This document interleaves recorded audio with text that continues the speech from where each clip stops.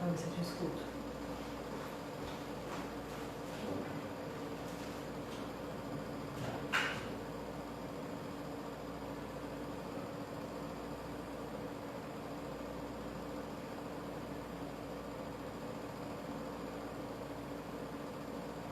Bom dia, Meire, Horácia. Vocês estão conseguindo me ouvir?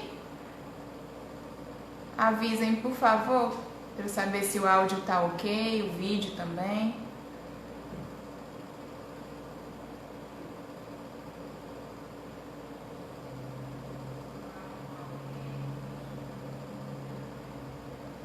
Ok, Horácia. Patrícia, bom dia. Certo, ótimo. A gente teve um pequeno probleminha com o som, mas agora tá normal. Só esperar o doutor Hugo entrar novamente, que aí a gente inicia a live, tá? Enquanto isso, vocês, Lena, bom dia, Lorena, vão chamando as pessoas nesse aviãozinho que tá aqui, para mais gente poder assistir essa nossa live. Pronto, o doutor Hugo tá entrando.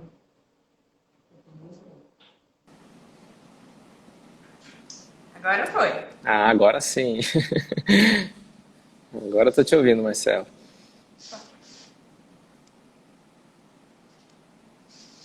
Ah, o Jorge tá aí entrando. Tudo bem, Jorge? Bom, o pessoal tá entrando, né? Vamos iniciando aqui. Hoje é a nossa live de tema nódulo no pescoço que não desaparece, pode ser um câncer. E hoje também é dia de comemoração, né, doutor Hugo? É, sim. Hoje, vamos dizer, a cereja do bolo, né, do Júlio Verde. Hoje é o Dia Internacional, né, de Combate ao Câncer de Cabeça e Pescoço, né? Foi justamente há alguns anos atrás, em 2014, que tudo isso começou, né? E a data escolhida foi justamente dia 27 de julho. E E isso se propagou para o mundo todo, né? E até chegar aqui no Brasil e a nossa Sociedade Brasileira de Cirurgia de Cabeça e Pescoço ampliar essa data para o mês todo, né? Então, hoje é um dia especial, né?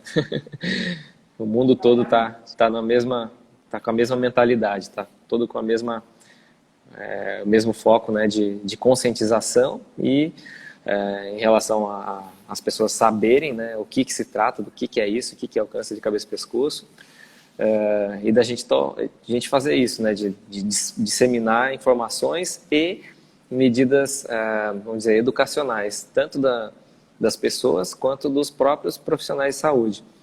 Então, são esses os principais assim, objetivos que ficaram propostos naquela reunião lá há alguns anos atrás, né? Então, estamos fazendo o nosso papel aqui e, e a nossa parte. Ontem não, desculpe, sábado, a gente teve um mutirão, né, do Júlio Verde, que mesmo aí Foi um sucesso.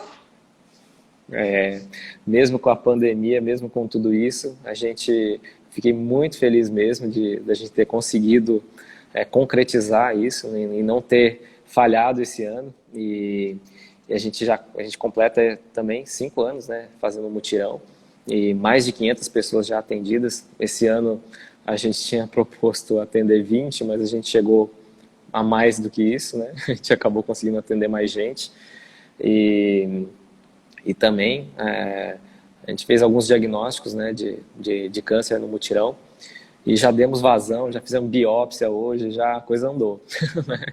Então, fico feliz de ter dado certo. Teve uma divulgação, né, então a mídia acaba tendo um impacto que entra nas casas das pessoas de um modo mais fácil. Então, o mutirão não é só a parte assistencial, ele também acaba ajudando a divulgar, né, as informações para as pessoas, né? E agradecer, né, todo Exatamente. mundo aí do CRIO que organiza isso todos os anos, né, principalmente aí o pessoal do marketing do CRIO que tem um trabalho incrível aí, né, tá em cima, dando apoio, parece que é bobagem, mas é muito importante, né, o impacto dos canais de comunicação aí na divulgação é fenomenal. Não só para o câncer de cabeça e pescoço, mas também para outros tipos de câncer, né? De câncer de mama, de próstata e todos aqueles que a gente pode ter medidas aí de prevenção, né? Exato. E as profissionais, né, todos que se envolveram, o senhor, que sem a sua iniciativa também isso não seria possível, os outros profissionais que estavam atuando aqui no sábado, os residentes, né, e é claro, as meninas do setor de marketing realmente ajudam bastante a divulgar, fazer acontecer, enfim, nosso Isso. agradecimento aí. É assim, não dá para E esquecer ninguém não. Todo mundo lá, os funcionários todos participando, o pessoal da segurança, o pessoal da enfermagem, os residentes, sempre fazendo um trabalho com os pacientes, né? Uma amiga, a Regina, fazendo parte de terapia do lado de fora, ajudando, dando um suporte, né? Também em todos os sentidos ali para os pacientes, né? Muito bonito a gente ver, muito gostoso de ver o resultado disso, né? exato. Bom, doutor, Hugo, eu queria lhe deixar à vontade para falar livremente assim, sobre esse tema, né, que é nódulo no Uhum. pescoço. E aí eu vou fazendo as perguntas conforme as dúvidas venham, tudo bem? Tá ótimo. É um tema muito amplo, né, Marcela? Falar em nódulo no pescoço, se você for se informar para poder fazer perguntas para mim, aí você vai ficar maluca, né? Porque tem muita coisa que pode acontecer. Então, tem uma aula que eu dou na UFC, quase que semestralmente, lá para os alunos da medicina, que justamente é sobre esse tema. Então, aqui nós estamos falando com pessoas do mundo, não estamos falando com alunos de medicina. Então, o tipo da conversa é um pouco diferente, claro, né? Mas é importante que as pessoas tenham uma ideia assim do que pode acontecer no pescoço, quando que a gente deve se preocupar mais, quando não, né? Porque nódulo no pescoço tem um amplo espectro aí de doenças que podem causar, né, esses nódulos. Então, a gente vai desde doenças benignas, né, do pescoço, doenças congênitas. O que são isso? São doenças que afetam mais a faixa das crianças, né, a faixa pediátrica. Pode aparecer no adulto, também pode, tá? Mas são lesões, nódulos, né, que muitas vezes são cistos, né, e que às vezes aparece no bebê ou na criança e isso pode assustar logo os pais, logo de cara, né? Não é o nosso foco, né, do Júlio Verde, mas eu acho importante falar, né, porque a gente não é só câncer, né? Tem outras coisas que podem acontecer, aliás, muitas coisas. Então a gente tem basicamente assim duas doencinhas que são mais comuns, né? Que causam essas doenças congênitas, assim, que fazem parte dessas doenças congênitas, que são o cisto do ducto tireoglosso, né? Que é um cisto que fica aqui nessa região entre a língua e o gogó, né? Que aparece nessa região, e o cisto branquial, né? Que é uma bolinha, vamos dizer assim, mais macia, que aparece aqui na lateral, geralmente do lado esquerdo do pescoço, nessa parte mais alta, né? Então, esses dois diagnósticos aí é muito comum na criança. No adulto, quando acontece, geralmente é porque acontece alguma infecção. Então, a pessoa tem um gripe, um resfriado, alguma coisa assim, e aí esses cistos, eles podem se infeccionar, e aí eles ficam dolorosos, ficam inchados, tá? E aí a gente pensa mais, né, nessa parte infecciosa, congênita, né, na hora da gente fazer o diagnóstico.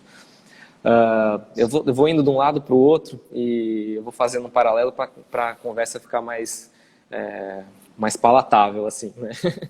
Então, assim, do outro lado da moeda a gente tem os adultos, que podem aparecer com nódulo no pescoço. E, assim, os fatores que chamam mais atenção para a gente, né, quando chega um nódulo no pescoço, que começa a crescer do nada, assim, né, naquele mesmo tempo que a gente falou, 2, 3 semanas. Se a pessoa fuma ou bebe, né, ou bebe, principalmente quando tem as duas coisas juntas, né, o paciente tabagista principalmente, aí a gente acende o sinal vermelho ali, né? Então, aí a gente começa a pensar em outras classes de doença, né, mais relacionadas ao câncer de cabeça e pescoço, tá? Por que isso, né? A região da boca, desde o lábio né? Lesões de lábio, de língua, do fundo da garganta, que a gente chama de orofaringe, né? E também da laringe, que é a região da voz, elas têm uma drenagem linfática. Então, assim como todas as partes do nosso corpo. Então, quando aparece um câncer nessa área, ele pode acontecer dele se disseminar, dele sair daquela região e migrar para uma região vizinha. E o lugar mais fácil do câncer dessa área migrar é justamente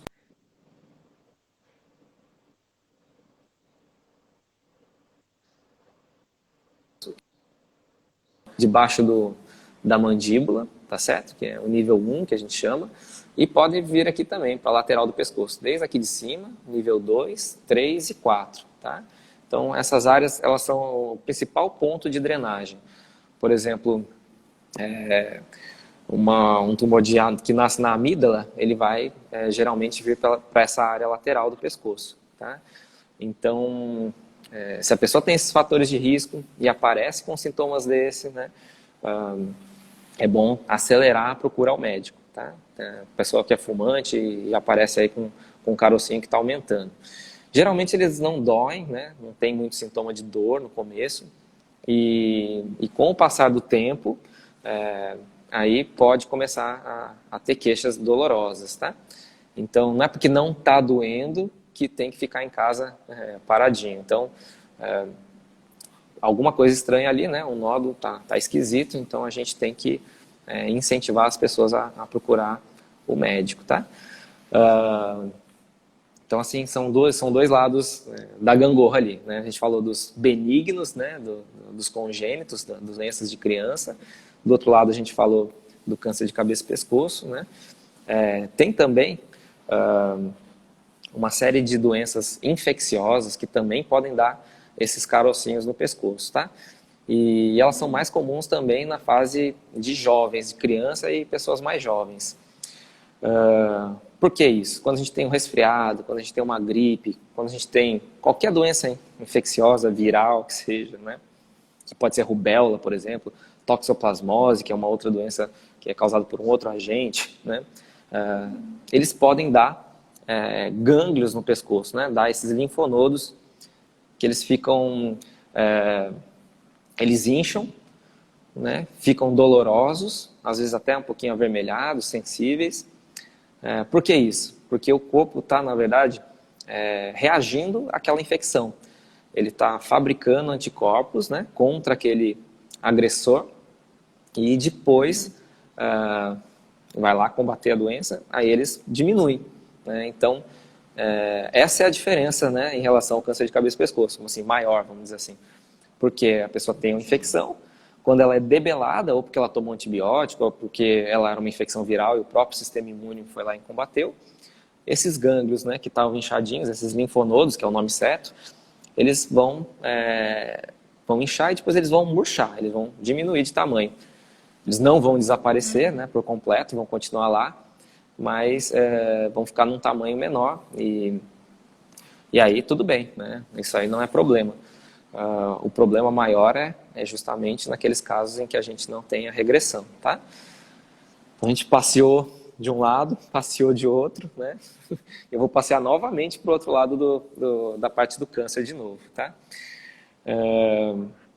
Tem uma areazinha, né, que não está na lateral, né, do pescoço, mas que fica um pouquinho abaixo do gogó, que também é muito importante, né, e que pode ser sede de nódulos e que podem ser visíveis, que podem ser palpáveis, né, que é a tireoide. Então, a gente tem na verdade, um capítulo à parte só para a gente falar do câncer de tireoide, tá? E eu queria, acho que aproveitar hoje aqui, não é foco do Júlio Verde, para a gente aprofundar um pouquinho mais nessa parte do câncer de tireoide, porque ele é muito comum, está cada dia mais frequente, e eu vejo que é importante que as pessoas entendam também, né, um pouquinho sobre a doença e como lidar com ela, né? Não sei se você quer falar alguma coisa, se você viu. Eu posso já fazer uma pergunta que surgiu? Claro, com Ou certeza. deixa pro fim? Não, acho que podemos fazer uma Pronto, coisa interativa. certo. A Silvana, ela falou de um jovem de 21 anos que tem amidalite persistente. Perguntou se isso pode indicar alguma coisa referente ao câncer. Na verdade, a amidalite, né, ou infecções da garganta, né, de repetição, eles podem, desculpe, eles podem dar justamente aqueles linfonodos reativos, né? Então, o gangliozinho vai fabricar anticorpos para combater aquele agente infeccioso, né? E esses gânglios eles vão aumentar e diminuir, intermitentemente.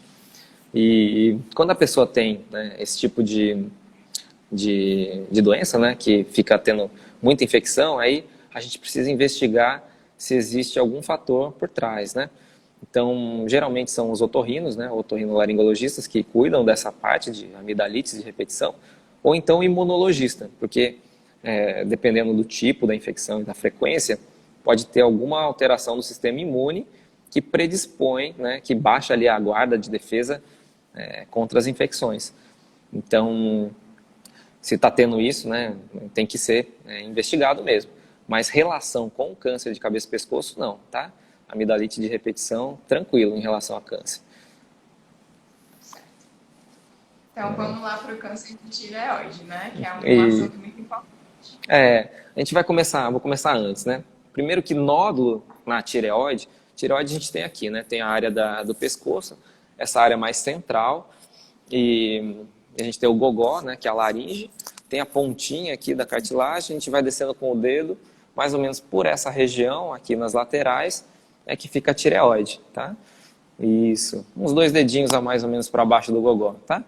E aí é a área da tireoide. Muita gente nem sabe que ela fica por aí e aí se confunde. Então, o fato de localizar a tireoide no pescoço é importante para a gente saber, tá? Como um primeiro passo. Primeira coisa, nódulo na tireoide é super comum, tá bom? Muito mesmo. Nas mulheres com mais de 40, 50 anos de idade, a maioria tem nódulos. Então, se você sair fazendo ultrassom em todo mundo, vai achar nódulo, porque estatisticamente a gente vê que eles são muito comuns, tá?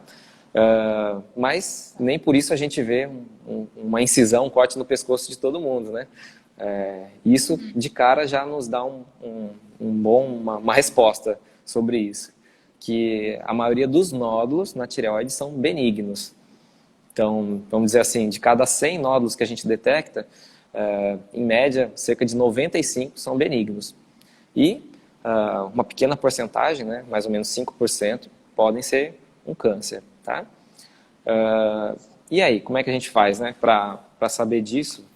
Então, muitas pessoas têm antecedentes na família, que já tem alguém que teve um câncer de tireoide e tudo.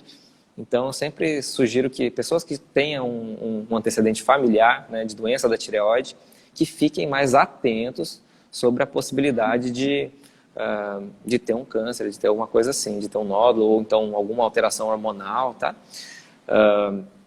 Então, a gente já tem uma alerta ligada.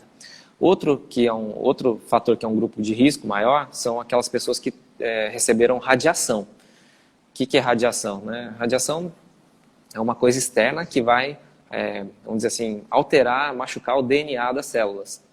E as células das glândulas, elas têm uma sensibilidade maior à radiação. A gente vê isso, por exemplo, um fato que constata isso muito são os acidentes nucleares que aconteceram no mundo. Então, no Japão, recente aí, acho que menos de 10 anos, a gente teve lá o acidente de Fukushima, né? E a gente foi constatado um aumento mais ou menos de 60 vezes na detecção de câncer de tireoide, né, no público mais infantil. Então, radiação, né, técnicos de raio-x que estão ali todo dia trabalhando com raio-x, com tomografia, então eles estão mais sujeitos a esse tipo de doença. Então eles têm que usar proteção, a gente tem um colar, né, que é um colar de chumbo, e aquilo acaba protegendo a tireoide. Não é só aquele que usa para proteger o pulmão, né? Tem que também ter a proteção do pescoço. Uma pergunta também que todo mundo faz, né, que tem sido mais perguntada, é sobre a mamografia. Se a mamografia, a radiação da mamografia, se ela atrapalha a tireoide. E a resposta é que não, tá? A mamografia as mulheres na fase de fazê-la, né, de fazer a prevenção, elas devem fazer normalmente, né, e com segurança, com tranquilidade, porque a radiação indireta que acaba atingindo o pescoço é mínima, é ínfima. Então, não tem nem sequer recomendação de usar aquele protetor de pescoço para as mamografias. Tá bom? É certo que tem gente que tem medo, tudo acaba pedindo para usar, mas é tranquilo, tá? Então, a gente pode ter esse tipo de segurança, né?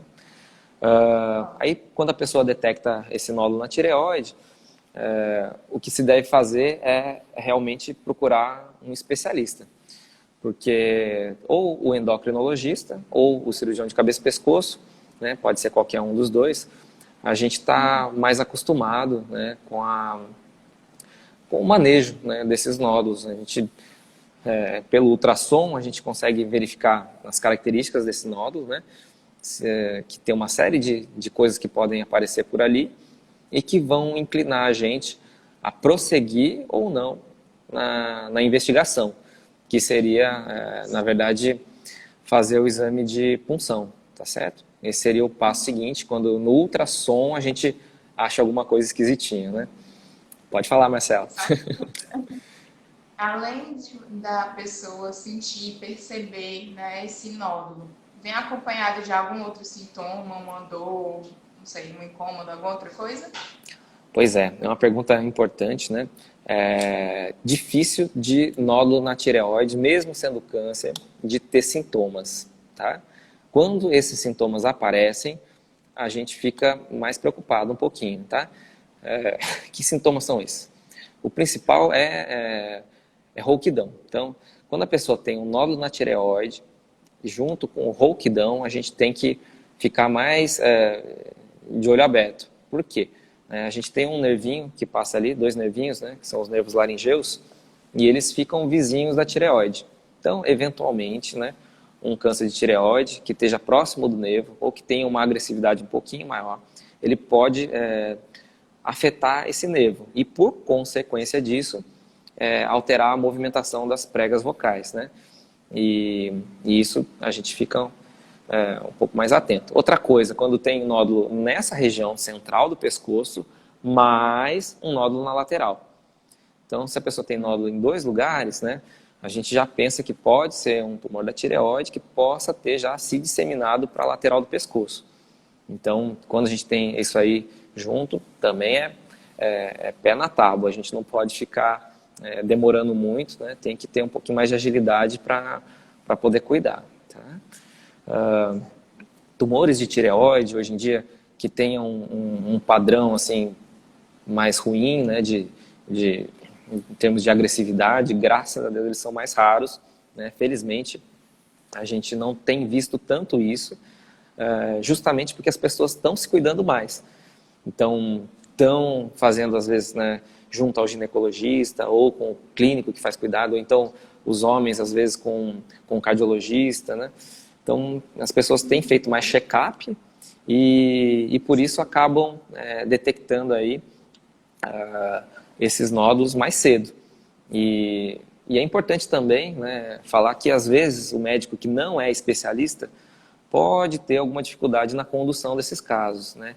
A gente que é especialista fica um pouco preocupado, às vezes, quando o não especialista pede, por exemplo, uma punção. Porque, às vezes, pode ter uma certa tendência de hiperindicar o exame, né? Uma coisa que, para a gente não se assusta tanto ao ver, né? Pelas características ali do nódulo. Quem não sabe tão bem, assim, não está tão acostumado, às vezes pede o exame para adiantar, né, o diagnóstico ou o processo do paciente, e às vezes pode eventualmente causar uma ansiedade desnecessária, né? Você que está aí na área da psicologia, a gente tem que pesar muito, né, as coisas para não causar um sofrimento, né, emocional no paciente que é desnecessário, né? Então, a melhor coisa é realmente a avaliação do especialista para poder conduzir. Comunicar, né? Isso, para a gente poder comunicar e conduzir. E por isso que também acredito que, populacionalmente falando, né, de modo populacional, não existe uma indicação de se fazer check-up da tireoide. Né? Por quê? porque justamente por isso, né? A gente tem que ser muito bem selecionado, né, os casos e muito bem avaliados para que não faça uma superindicação, nem de punção, né, nem de cirurgia até, porque quando a gente tem aí um nódulo, vamos dizer assim, o que pode acontecer, né? Às vezes a pessoa detecta um nódulo, o nódulo não tem uma característica suspeita, aí um médico não especialista pode pedir um exame de punção, essa punção vir indeterminada, né? Se é câncer ou não, né? Fica na dúvida, e aí isso pode gerar, num passo seguinte, até uma cirurgia para se fazer o diagnóstico, e que eventualmente não venha nenhuma alteração no final das contas, venha benigno. Então seria, vamos dizer assim, uma cirurgia desnecessária, né? Desnecessária é modo de dizer, né? Mas poderia caminhar... Oi? Não traria nenhum benefício, é nesse Isso, não traria nenhum benefício. Então a gente tem que sempre que ponderar muito bem as indicações, né? Do exame de ultrassom e da punção, tá? E ainda gera ansiedade, né, doutor Hugo? Ter que se Sim. submeter a um procedimento desse. Então, realmente, é algo que tem que ser muito bem avaliado. Isso, eu digo por experiência pessoal, né? A gente, quando fica na pele do paciente, a gente sente as mesmas coisas. Então, há um tempo atrás, quando eu fiz um curso de ultrassom do pescoço, da tireoide e tudo mais, eu fui cobaia, vamos dizer assim, né? Então, fizeram um ultrassom em mim. E claro que eu fiquei ansioso, fiquei com medo, fiquei ansioso, vai que tem alguma coisa, né? Então a gente fica preocupado só de fazer o exame, né? E quando vem alguém e fala, ixi, tem um nódulo, e aí a preocupação muda mais ainda, né? Porque parece que nossa mente tem a ligação direta de pensar que aquilo é um câncer, né? Diretamente. E essa informação que a gente está passando também é importante para não exagerar na ansiedade, sabendo que a maioria são benignos. Então, cada 10, né, cada 100, 5 vão ser câncer, né? Não é um número tão pequeno, mas a gente tem que saber deles, né? Então, assim, cada 100, 95 não vai ser nada, apenas 5 vão ser câncer. Então, muita gente, quando descobre o nódulo, vai acabar ficando preocupado sem precisar, né, sabendo desse desfecho final. E aqueles 5%, né, que podem ser, se tiver também nas mãos do especialista e forem detectados num estágio inicial, eles têm uma chance de cura muito alta, né? E é claro, a gente também se preocupa não só com a cura, mas com outros objetivos, que são as sequelas possíveis de uma cirurgia ou de um tratamento. Então, evitar a rouquidão, que a pessoa fique com alguma disfonia, que chama, né, rouquidão depois do tratamento, evitar que ela possa precisar tomar cálcio, né, que as glândulas do cálcio ficam vizinhas à tireoide. Então, são sequelas possíveis do tratamento que que a cirurgião de cabeça e pescoço, eu brinco que a gente é neurótico obsessivo, né, para tirar a parte ruim e deixar a boa, né, e preservar a parte boa e controlar a doença, né. Então, assim, basicamente, acho que, assim, a grosso modo, em relação à tireoide e os nódulos, essas são as informações principais, né? O tratamento em si, assim, além da cirurgia, tem alguma indicação de outro tipo de tratamento? Sim, pergunta importante também, né? A gente tem basicamente alguns tipos de câncer de tireoide, tá? O mais comum é o carcinoma papilífero, que assim é a maioria. Mas a gente tem outro que chama medular, carcinoma medular, e tem os que são mais agressivos, que são os indiferenciados ou anaplásicos. Felizmente, esses dois últimos tipos, eles são mais raros, tá? É muito difícil da gente fazer um diagnóstico, mesmo a gente especialista, né, eles não chegam muito na gente. Mas o carcinoma papilífero é mais frequente, folicular é mais frequente, e para esse tipo de câncer, pode ser preciso fazer um complemento no tratamento com iodo, né, com a iodoterapia. E é bem diferente de quimioterapia, de radioterapia, né? É um tratamento que costuma ser bem mais tranquilo. Como é que é feito? Basicamente, a pessoa tem um preparo, né, aqueles cânceres que são mais agressivos, que têm metástases, né, que têm um padrão, né, de um subtipo mais agressivo, eles podem, né, necessitar dessa iodoterapia. Hoje em dia a gente tem uma tendência de usar cada vez menos essa iodoterapia, né, mas em alguns casos ela é necessária. E aí a pessoa passa por um preparo, né, para se fazer o iodo complementar, e ela fica em isolamento, porque o iodo ele é radioativo, então ele não pode ser, vamos dizer assim, despejado no mundo, né, porque ele pode contaminar o ambiente aí e prejudicar, sei lá, gestantes, crianças, né, que estão ali em formação. Então a pessoa fica lá isoladinha, depende da dose que é feita o iodo, né, pode ser uma dose menor, né, que a pessoa fica no hospital menos de um dia, ou doses maiores, né, por exemplo, se a pessoa tiver um problema da tireoide, tivesse disseminado para o pulmão, por exemplo, então é uma dose maior que ela vai ter que tomar, e aí às vezes ela precisa ficar internada, né, até que essa radiação baixe, cai, e ela possa voltar ao mundo, vamos dizer assim, para ter contato com as pessoas, né. E a gente tem então a cirurgia, a principal arma, né, contra o câncer da tireoide. Pode ser focalizada só na glândula, só na tireoide ou no pescoço, quando a gente tem que limpar essas metástases, que a gente chama de esvaziamento cervical. O iodo pode ser usado como complemento, né? E o próprio hormônio, né, que a pessoa toma depois para repor, né? Então a tireoide é uma glândula, fabrica hormônio, e quando a gente remove a glândula por completo, a pessoa vai ter que tomar um hormônio sintético que vai fazer o papel do hormônio da tireoide. E não só vai regular do cabelo ao dedão do pé, né? Que a tireoide é uma glândula que tem, o hormônio da tireoide tem muitos efeitos no nosso organismo, mas também vai evitar que o câncer volte muitas vezes, porque a gente faz uma supressão, né, hormonal. E o que é isso, supressão hormonal? A gente dá um pouquinho a mais da dose que o corpo precisa, né? E aí a gente tem uma glândula dentro da cabeça, né, na hipófise, a hipófise que ela faz um hormônio que chama TSH, que é o hormônio estimulador da tireoide. Quando a gente dá uma dose um pouquinho a mais, a hipófise tem receptores lá dentro que elas sentem que está cheio de hormônio no corpo. E aí ela diminui a fabricação desse TSH, que iria estimular não só as células de tireoide, mas também as células tumorais. Então a gente causa uma supressão hormonal. É um efeito interessante, né, que acaba segurando, né, muitas vezes o câncer da tireoide, né? Então a gente tem essas três armas e elas podem ser usadas, né, de acordo com o risco do paciente. Pacientes com menor risco, né, podem ter taxas de hormônios mais para a quantidade normal, né, fisiológica. Pacientes de maior risco, com metástases no pescoço, no pulmão, etc., a gente tem que fazer uma supressão mais intensa, mais rigorosa. Então, basicamente são esses os tratamentos aí possíveis, né?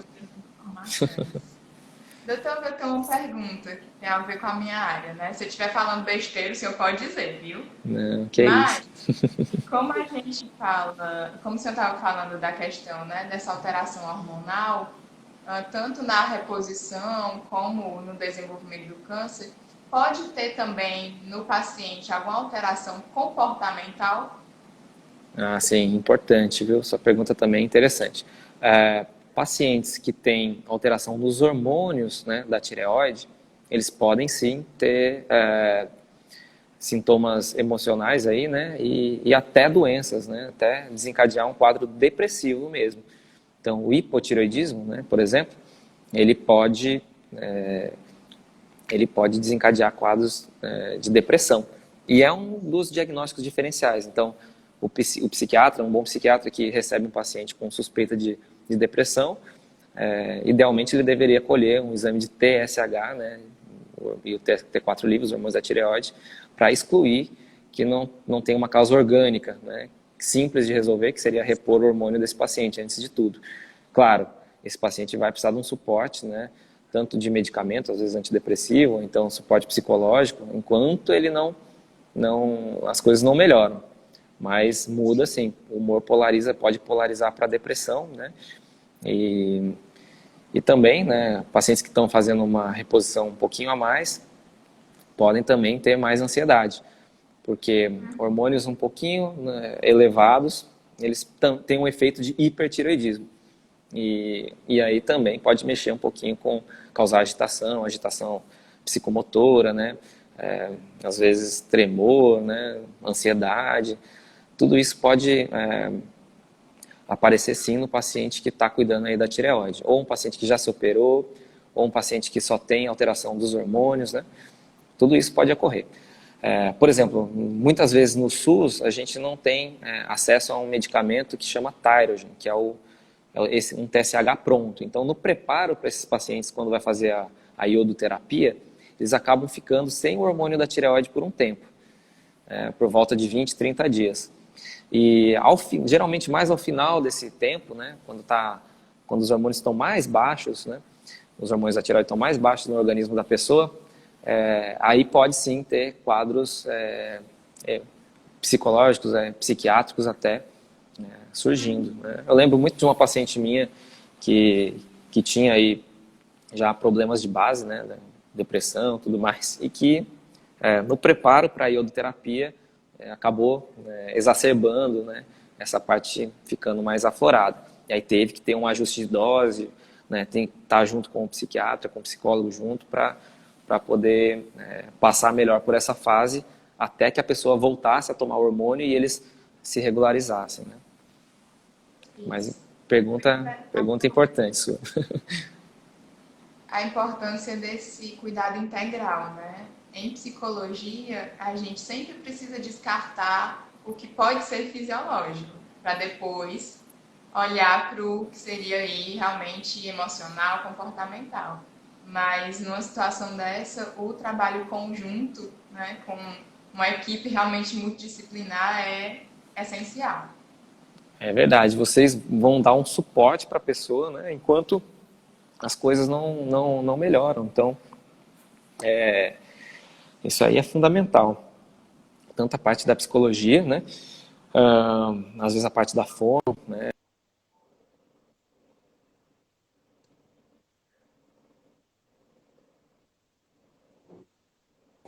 com os fonos, né, foi um encontro também com os fonoaudiólogos, e a gente fez todas as ligações possíveis entre a cirurgia de cabeça e pescoço, né, o câncer de cabeça e pescoço, e as atuações possíveis do fonoaudiólogo.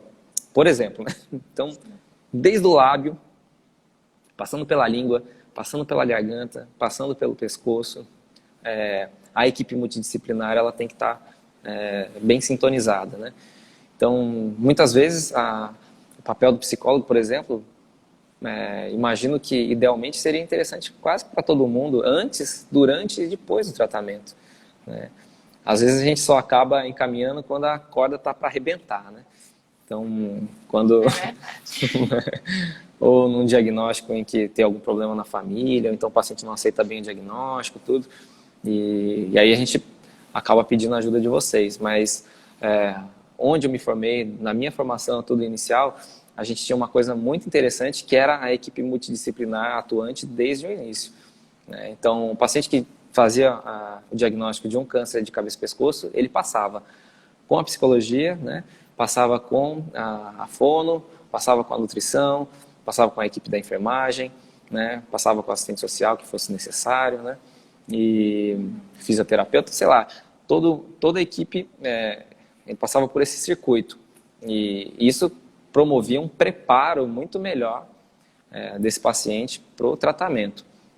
A gente sabe que, eventualmente, pelas condições sociais, né, às vezes pela urgência da doença, né, de se tratar, e isso pode, às vezes, dificultar um pouquinho o início do tratamento. Então, a gente também acaba pesando muito isso, né? A gente faz muito menos isso que a gente gostaria para não retardar o tratamento. Se a gente der muitas funções para o paciente, né, às vezes ele não consegue cumprir e ele perde um pouco dessa prioridade, que às vezes é o tempo, né? Mas, por exemplo, num câncer de tireoide, né, o paciente teria tempo, sim, né, de passar com calma, com um fono antes, com um psicólogo antes, né? E isso eu acredito que teria muito efeito, né? Muito bom para o paciente. Um acompanhamento conjunto mesmo, né? Às vezes, assim, só ter aquela referência profissional para depois, por exemplo, da cirurgia, já saber para quem retornar, já ter aquele vínculo. É diferente de você chegar numa situação de crise e ainda ter que construir essa É, relação, ainda ter que estar esse profissional. Então, tem é verdade. como pensar em equipe aí. Sim, sim, sim, sim. Acho que a gente tem muito para caminhar, para melhorar, né? Eu lembro dos tempos da USP lá do HC. Por exemplo, essa conversa do sábado foi com a Lica, que era a professora lá das Fonos da USP, da época que eu era residente. E havia uma interação muito legal entre os residentes e a equipe, por exemplo, de fono. A gente ficava lado a lado. Então, na hora de passar uma prótese fonatória, por exemplo, um paciente que teve um câncer de laringe, né, estavam os dois juntos ali. Né? Então, a fono estava junto com a gente, ela me ensinava coisas, aprendia, e essa relação de respeito, de parceria, de um ajudar o outro, é muito bom para o paciente. Faz muita diferença. E, e a gente às vezes não vê isso assim com essa profundidade no dia a dia. Eu acho que é uma coisa que a gente realmente tem que pensar, né? Você tinha falado daquele lance da navegação lá, lá no CRIO, e eu acho que isso aí é um projeto muito, muito promissor, né? Eu acho que ele tem um efeito parecido, né, com esse dessa parte multidisciplinar que a gente tinha a gente tem lá na USP em São Paulo, no ICESP, né, que é o Instituto do Câncer, que são instituições muito grandes, né, que tem esse papel assistencial e também de formação, né? Então, o CRIO cada vez mais acaba tendo essa cara, tem os residentes por lá e tudo. Então, acho que acabar que é um projeto interessante para a gente levar adiante aí, né? Ok. Bom, acho que as perguntas foram contempladas aqui do pessoal. Mais Isso. alguma coisa que você acha interessante de colocar sobre o Eu acho, tema? eu acho que a gente queria assim agradecer de novo, né, a, a participação de todo mundo, né, sua, do Jorge, né, que estão aí junto, né, no mês todo. Hoje a gente conseguiu passar pelo câncer de laringe, pelo câncer de boca, pelo câncer de pele, e hoje falamos um pupurri aí de nódulos no pescoço, um pouco sobre, para as pessoas terem uma ideia, né, uma noção melhor sobre esses nódulos, o que pode ser, quando que a gente tem que correr atrás mais rápido e também quando que a gente pode, quando a gente não se deve se preocupar tanto, né, e não criar uma ansiedade exagerada. Mas é isso, eu acho que é passar para frente as informações, né? Se vocês que estão vendo aí tiverem oportunidade, replica a live, né? Compartilha. De vez em quando a gente, no canal do Instagram eu sempre estou colocando informações de saúde. Então, esse mês foi um mês força-tarefa, né? Da gente estar em cima, divulgando, né? Quase todos os dias com postagens, né? Então, isso tem que ser passado para frente, entrar na orelhinha daquelas pessoas que nunca ouviram, né? E para que elas entendam um pouquinho, saibam, e se a pessoa ou alguém da família, algum amigo, né, passarem por uma situação de possibilidade de um câncer de cabeça e pescoço, saber como agir, né? Como se portar, né, frente a isso e tomar as medidas. E o que a gente ressalta mesmo sintomas que não estão melhorando, né? Seja lá aftas, né? Alterações na língua, de cor ou de textura ali, uma lesão, uma área que não está melhorando, na boca, na gengiva, em áreas onde tem prótese, ou então rouquidão, né? Que não está passando, pessoa que é fumante, que é tabagista, que ingere bebida alcoólica, ou então pessoas que têm esses caroços, né, esses nódulos, né, que estão crescendo e não estão melhorando, né, tudo nesse período de 2, 3 semanas, que procurem o especialista, né, e os fatores de risco, a maioria deles são preveníveis, é um câncer que a gente consegue evitar, na maioria das vezes está nas nossas mãos. Então, tomar muito líquido, se hidratar, ter hábitos de vida saudáveis, né? Procurar se fiscalizar na hora de se alimentar, toda vez que estiver na frente do prato de comida, pensar bem o que está comendo, né? E a nossa consciência fala muito e a gente consegue. Não é que é proibido da gente comer bobagem, mas que no nosso dia a dia, no nosso cotidiano, aí, no dia a dia, a gente se policia um pouquinho mais, porque lá na frente, né, 10, 20, 30, 40 anos, a gente possa ter uma saúde melhor, uma qualidade de vida melhor, né?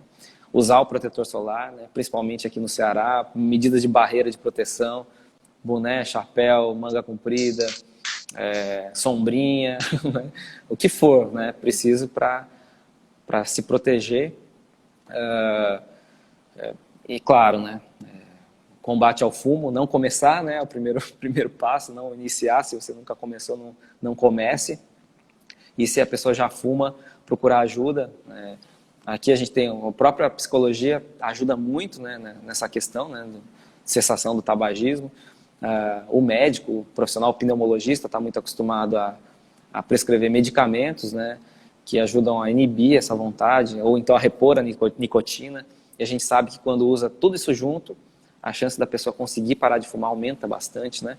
Não é esperar tomar um susto de descobrir um câncer, ou ter um derrame, ou ter um infarto para poder parar. Então, isso aí a gente tem que repetir até que entre na cabeça e as pessoas consigam tomar ação, né? De combater isso. Bebida alcoólica também, né? É muito cultural. A gente, no nosso meio, só fala assim, parem de beber, talvez eu seja crucificado aqui, né? Mas a moderação é importante, né? Não exagerar, se é uma coisa que é de fim de semana, que é eventual, que é uma dose baixinha, né? A gente, tudo bem, mas o exagero realmente aumenta o risco de não só de câncer de cabeça e pescoço, mas de outras doenças, né? Em outros órgãos do corpo. E quando se associa as duas coisas, esse risco é maior ainda, né? Então, e por último, acho que já que a gente está falando em prevenção, para finalizar aqui, o tal do HPV, né? Então, que é um vírus de transmissão sexual, então a vacinação contra o HPV, que já é disponível na rede pública e na privada, né? Principalmente em crianças antes de entrar na idade ativa sexualmente, então, que é na fase que não entrou ainda, então é a melhor fase para prevenção. Então, que leve as crianças para serem vacinadas direitinho na fase correta e as medidas de barreira quando já estão na idade adulta, né? Então, com tudo isso, a gente consegue evitar a maioria dos cânceres de cabeça e pescoço. Eventualmente sobra um ou outro, né? Principalmente os da tireoide, que são mais difíceis de serem evitados, assim, com medidas de prevenção, né, que estejam na nossa mão, mas o cuidado de estar indo no médico, né, de estar fazendo as rotinas preventivas, tudo isso. Se a gente usar tudo isso, é difícil de um câncer de cabeça e pescoço derrubar alguém, né? Tá muito na nossa mão. Perfeito. Tá vendo, né, gente? Maravilhoso, para todo esse compilado aí de informações. Falou um pouquinho aí da trajetória, né, desse Júlio Verde, dessas lives.